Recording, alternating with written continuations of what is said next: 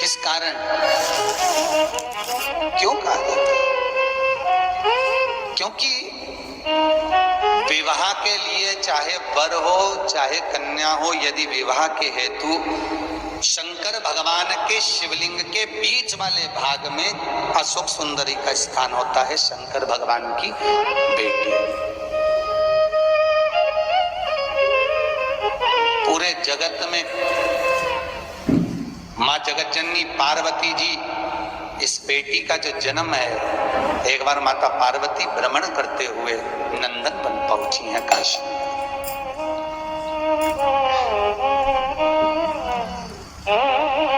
और नंदन वन में काशी में माता पार्वती जी जैसी पहुंची शंकर जी के साथ, भगवान शंकर ने कहा पार्वती मुझे किसी काम से जाना पड़ेगा, तो यहाँ रुक। पार्वती जी कहती मैं अकेली क्या करूंगी, इस जगह पर मैं अकेली रहकर क्या करूंगी, भोलेनाथ मैं भी आपके साथ चलूंगी। नहीं नहीं तू रुक, मैं पे आया। शंकर भगवान जैसे ही पार्वती को छोड़कर चले तो पार्वती कहती है मैं अकेली हूं। शंकर भगवान कहते सामने अशोक का वृक्ष है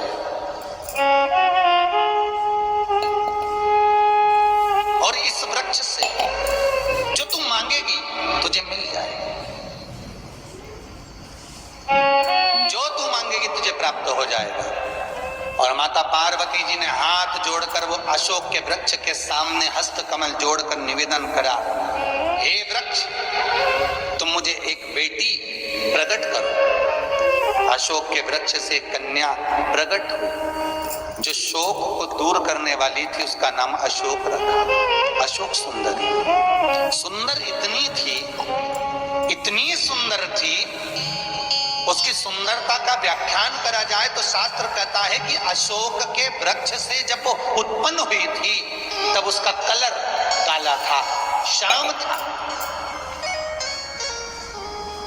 पर माता पार्वती के सामने जब वो आकर खड़ी हुई, माँ जगत जननी का जब वो दर्शन करती है, माँ जगत जननी का जब वो दीदार करती है, माँ जगत जननी का जब वो दर्शन करती है, तो माता की दृष्टि जब उस पर पड़ी तो उसमें सुंदरता अपने आप आ गई। शास्त्र कहता है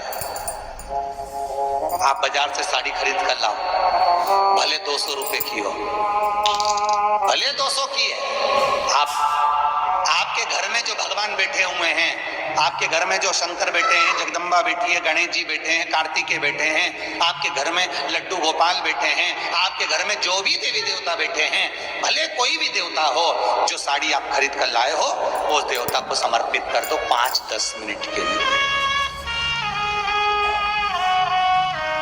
भले 5-10 मिनट के लिए, 2 मिनट के लिए, 1 मिनट के लिए आप वो साड़ी भगवान को दे दो, प्रभु ये आपका। और फिर भगवान से वही साड़ी वापस ले लो, प्रसाद उसको पहन लो। महाराज किसी को उसका रुपया मत बताना कि कितने की साड़ी है, भले 200 की, बताना मत ही। बाजार में निकल जाना, सहेलियों के घर चले जाना, मेहमानी करने चले जाना, किसी से मिलने चले जाना, वो साड़ी की कीमत अगर कोई बताएगा तो 200 नहीं बताएगा, वो हजारों में ही बताएगा कि इसकी कीमत बढ़ गई। क्यों? क्योंकि भगवान को समर्पित होने के बाद में वस्तु की कीमत अपने आप बढ़ जाती है।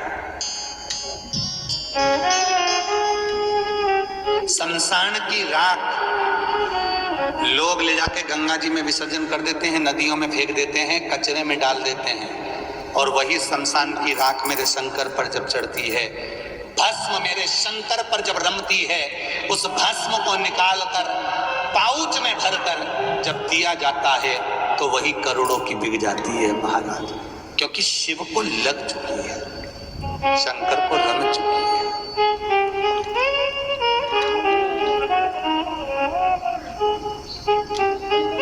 भगवान शिव को रम गई। एक कोई वस्तु आपने खरीदी, कोई चीज आपने खरीदी, वो भगवान को पहले दे दो। यदि आप भगवान को दोगे तो उसकी कीमत अपने आप बढ़ जाएगी, उसका सुख अपने आप बढ़ जाएगा, उसका आनंद अपने आप बढ़ जाएगा, अपने आप। भगवान के सामने कोई वस्तु अगर पहुंचती है, सदगुरु के सामने, भगवान के सामने, परमात्मा के सम्मुख, श्री शिवाय नमस्तुभ्यं। सामने अगर भगवान के सम्मुख में कोई सामग्री पहुंच गई तो उसका स्वाद बढ़ गया। प्रैक्टिकल करके देखना, कहीं सियोर वाला महाराज झूठ तो नहीं बोल रहा, तो आज ही प्रैक्टिकल करना। थोड़ी सी कोई प्रसाद बना लेना, थोड़ा सा कोई प्रसाद, कोई आटा सेक कर, आज तो फिर एकादशी हो गया, आज मत सेकना तो कल सेक लेना।